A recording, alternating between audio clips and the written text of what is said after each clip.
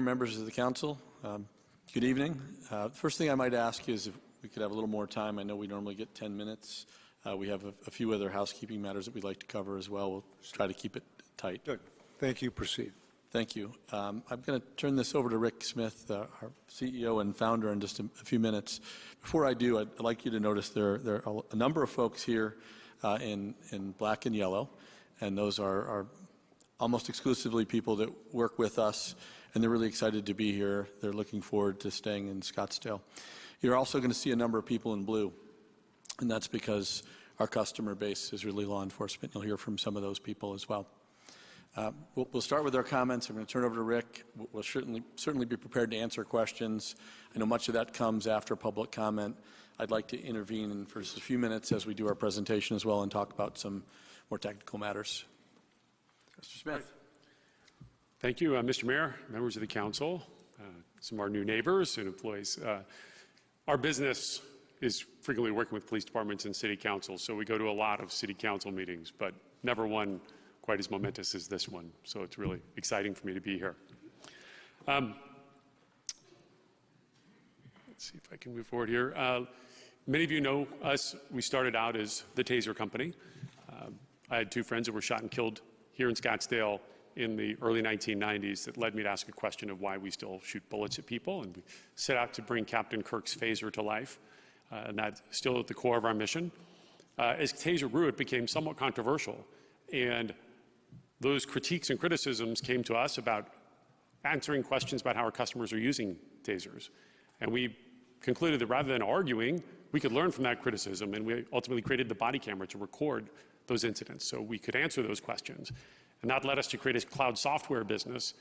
And in fact, that feedback has now built a business that has enabled us to grow from 2 people in a garage to now thousands of people, an S&P 500 company headquartered here in Scottsdale. And we do everything from in-car cameras to drones to virtual reality training. I think we're one of the largest VR companies in the world now. We acquired a company called Fusus that allows us to take camera feeds from any enterprise, school, church, a city council building, and open it up in a crisis to your police department in their real-time crime center.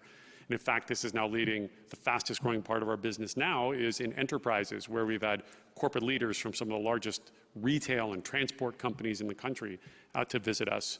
And so as we look at the types of visitors we bring, we look to move beyond even just public safety, but to broader enterprises. And then we also acquired a company called Dedrone that's the world leader in counter-drone tracking. We saw this as critical for cities. We defend all the NFL stadiums, and we have hundreds of installations across Ukraine.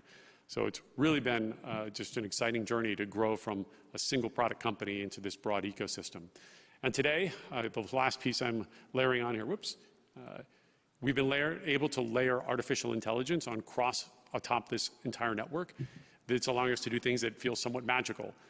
The first of which is writing the first draft of a police report from a body camera, and that is just transformative. We have police officers telling us it's making them love their job again, and prosecutors telling us it's helping them make sense of these innumerable police reports. That growth has now catapulted us into a position where we're now recruiting and trading talent with some of the biggest tech names in the world, whether it's Amazon or Microsoft or Google or Facebook.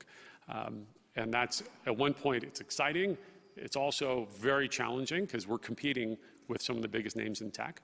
And that's one of the reasons over a decade ago, we opened an office in Seattle because 10, 15 years ago, trying to get tech people to come to Arizona was just hard. Arizona was not seen as a tech hub.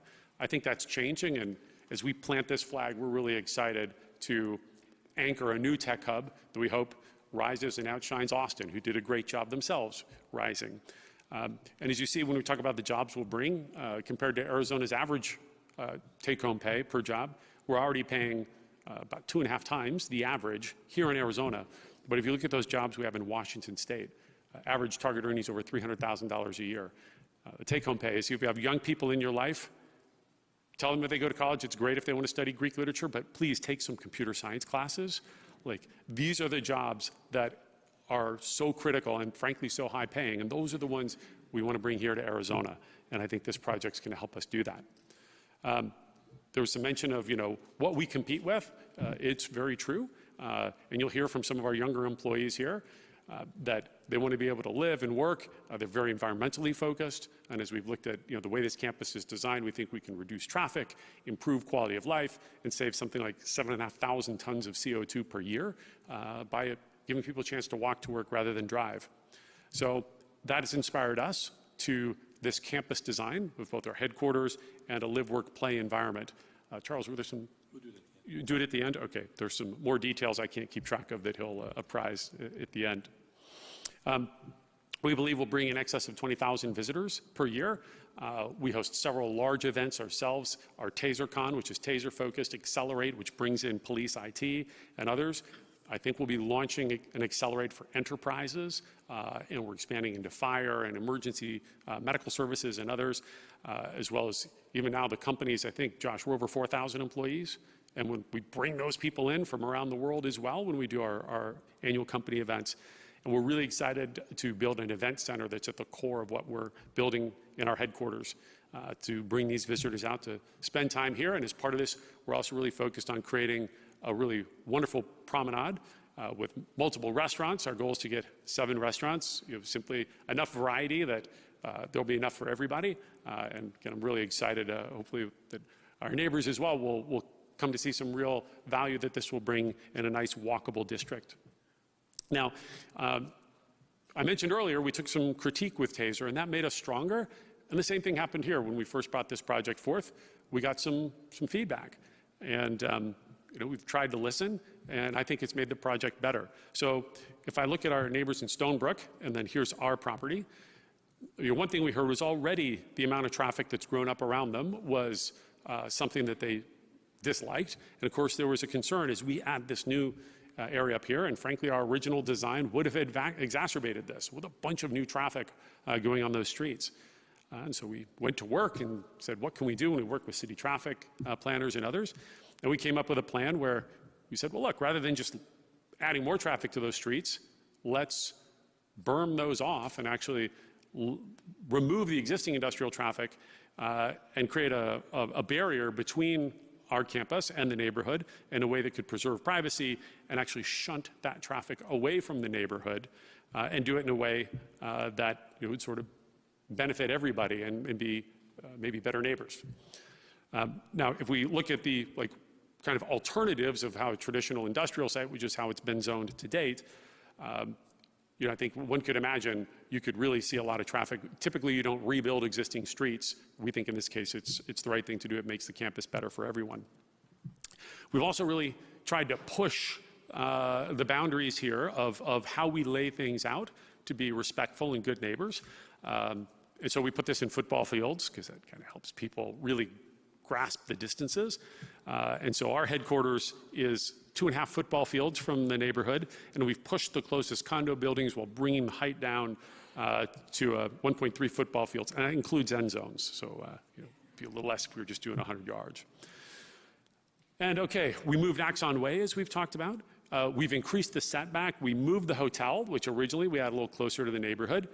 And frankly, that was, we probably want it closer to our headquarters. And we ended up putting more sort of consistent ownership with condos closer to the neighborhood. And we moved from apartments to condominiums. Frankly, many of our employees who live out of town are already expressing interest. They're excited at the opportunity to get a condo near HQ. And we also looked at the sound issues and actually had a sound engineer that looked at this, and actually by laying out the buildings the way we have, that actually creates a barrier that could reduce sound energy from the freeway by about 50%. And then we've added a trail that could be a running or walking trail and a dog park. So again, all of which we think are pretty big upgrades. And again, the zoning itself could be certainly much tighter. And so I think we believe this is one of the bigger setbacks of its kind in the city. We also built a mock-up in 3D of the entire campus, and we had a virtual reality experience. Maybe you've had the opportunity. And our neighbors' door is still open. If you want to come see it, we can show you what it's like standing at different points. This is standing at the corner of that neighborhood of Stonebrook, looking towards our headquarters, and things we've been conscious of is paying attention to the view angles to the mountains. I like views as well and can appreciate That, and then you'll see, our headquarters in the distance, and then we're planning to really do a lot of foliage and berm along this street, which is currently Axon Way. I think it'll likely get renamed. We're planning to do things like Chilean mesquite trees. I'm big fans of those, but certainly welcome to input from the neighbors on how we would landscape that in a way that really reduces noise and increases privacy. And again, just for comparison, without all of this, an industrial site would obviously feel much more industrial. And then one of the other big upgrades, and I'd like to thank you, Mr. Mayor, giving us the advice that, hey, we need more shade. In Arizona, it gets pretty hot. And for that connection to really work, connecting the campus was really something I'm pretty excited to see come together. Of course, the restaurant promenade, again, we're going for something here that's a place we hope we all would like to spend a lot of time. Okay, so we also, obviously invested in having third parties evaluate the economic impact. And I have to say, like, some of this makes me blush. I spent the first 7 years of this job figuring out how we were going to make payroll at the end of the month. And now I get to stand up here and, with a straight face, tell you, like, we got a shot at almost $40 billion of economic impact, adding, approaching 20,000 jobs between our direct hires and the suppliers and folks and supporting cast. An anticipation of $13 billion of labor income and $2.3 billion of tax revenues. Again, it's mind-blowing to me.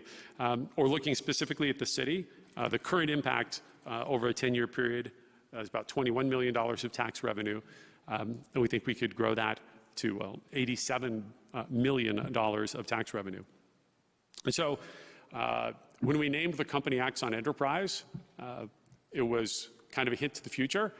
We don't call it Axon Enterprises. An enterprise is a couple things. An enterprise can be an adventure. We're going on an enterprise to change the world together. And of course, the Starship Enterprise has a little place in our heart as well. And so tonight we hope to be able to launch on our next enterprise to bring the Axon Enterprise to life. And bringing thousands of high-paying jobs to Arizona, a vibrant new community with local business opportunities for restaurants and hotels, and to bring our guests from out of town with a walkable lifestyle that we believe could lead to anywhere between 500 and 1,000 less cars during peak traffic hours if we get people to walk to work. And again, I was shocked to hear 7,500 metric tons of CO2. Really, overall, I love Scottsdale. I've lived a lot of different places. I moved around a lot growing up, and I tell everybody proudly there's no place on earth as nice as Scottsdale, Arizona. And so I'm excited to plant the flag here. I've only had one job so far in my life, and I look forward to, this is a long-term commitment. As my chief financial officer pointed out, there's not really a big aftermarket if this didn't work for us to resell a building like this. She had asked me to maybe consider building something a little more vanilla that would have another use. And I said, well, if we're going to do that, why build? Like, we can rent boring office space. Let's do something remarkable. And so that's what we hope to do. We also got the feedback about the need to make sure that we're securing water. So we're bringing something like 1,500 Olympic pools worth of swimming pools worth of water and deal with the state to further improve the coffers for the education budget. And with that, I think you have a few more details we could share.